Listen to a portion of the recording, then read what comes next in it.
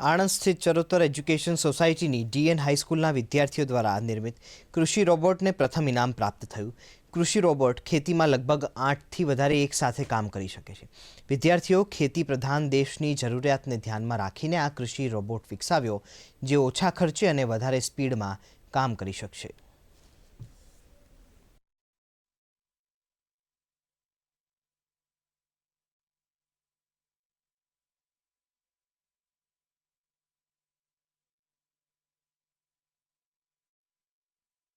આજના યુગમાં જે ગેમિંગનો જમાનો છે તે ગેમિંગની જેમ જ ઉપયોગમાં આવીને ખેતીની કામગીરી કરે છે। 4 મહત્વની સિંચાઈઓ પણ કરે છે: બાષ્પ સિંચાઈ, ટપક સિંચાઈ, ફુવારા પદ્ધતિ અને જે જંતુનાશકની સિંચાઈ હોય છે તે।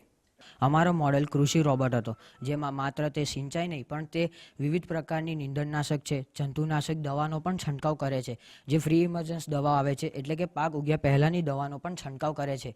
આપણે પાણીના મિશ્રણથી આવી રીતે વિવિધ પ્રકારની દવાનો પણ છંટકાવ કરી શકીએ છીએ, બીજની રોપણી કરી શકીએ છીએ, સમારકામ કરી શકીએ છીએ અને ચાસ પણ પાડી શકીએ છીએ। આવી રીતે વિવિધ કામ પણ કરી શકીએ છીએ। આ આપણું ફ્યુચર એટલે કે ભવિષ્ય માટેનો એક રોબોટ તૈયાર થઈ શકે છે આ રીતે।